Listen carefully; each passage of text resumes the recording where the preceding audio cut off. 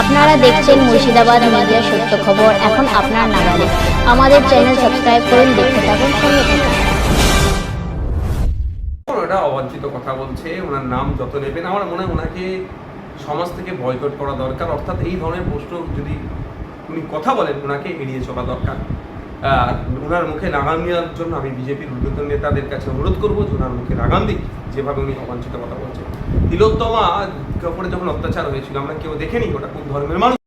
নারী নির্যাতনের অভিযোগ সামনে আসছে, এই পরিস্থিতিতে সরকারের আইন শৃঙ্খলা ব্যবস্থা নিয়ে আপনার মূল্যায়ন? দেখুন, ব্যাপারটা হচ্ছে নারী নিরাপত্তার ক্ষেত্রে বারবার প্রশ্নের সম্মুখীন হচ্ছে আমাদের পশ্চিমবাংলা সরকার। বিগত সরকারের আমলেও এই ধরনের আমরা দেখেছি নারীদের উপর অত্যাচার কোনো অংশে কমেনি। আর বর্তমান যে সরকার চলছে বিজেপি পরিচালিত সরকারে এই 2 মাসে প্রায় 6 থেকে 8টা নারী নির্যাতন, নারীদের উপরে ধর্ষণ, ইভেন ভেরি রিসেন্ট যেটা দেখলাম আপনার সোদপুরে প্রকাশ্যে একটি যুবতীকে কুপিয়ে খুন করলো। এর আইন শৃঙ্খলা তলানিতে চলে যাচ্ছে, এদের বিরুদ্ধে কঠোর ব্যবস্থা নেওয়া দরকার। মহিলাদের উপরে যারা অত্যাচার করছে তাদের বিরুদ্ধে সর্বোচ্চ শাস্তির ব্যবস্থা করা। বিধানসভায় গুন্ডা দমন আইন পাশ হয়েছে, আপনি একজন বিধায়ক হিসাবে ধর্ষণ ও নারী নির্যাতনের বিরুদ্ধে আরো কঠোর আইন আনার দাবি বিধানসভায় তুলবেন?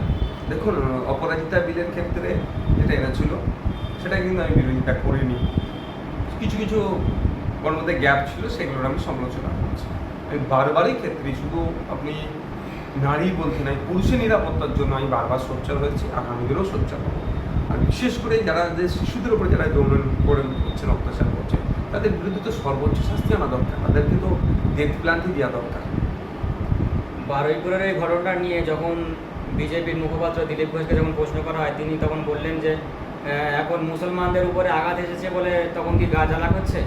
আপনি এই বিষয়টা কিভাবে দেখছেন? দেখুন, ওটা অবাঞ্ছিত কথা বলছে, ওনার নাম যত নেবেন আমার মনে হয় ওনাকে সমাজ থেকে বয়কট করা দরকার। অর্থাৎ এই ধরনের প্রশ্ন যদি উনি কথা বলেন ওনাকে এড়িয়ে চলা দরকার। ওনার মুখে লাগাম নেওয়ার জন্য আমি বিজেপির ঊর্ধ্বতন নেতাদের কাছে অনুরোধ করবো যে ওনার মুখে লাগাম দিক, যেভাবে উনি অবাঞ্ছিত কথা বলছেন। তিলোত্তমা উপরে যখন অত্যাচার হয়েছিল আমরা কেউ দেখেনি ওটা কোন ধর্মের মানুষ, কোন জাতের মানুষ। সব থেকে বেশি তিলোত্তমাকে নিয়ে প্রতিবাদ আইএসএফ করেছে, শুধু তাই নয়, ফুরফুরা শরীফে পীর সাহেব পীরজাদারাও তিলোত্তমার জন্য রাস্তায় নেমেছিল, ক্যান্ডেল মার্চ করা ছিল। ওটা হয়তো দিলীপ ঘোষ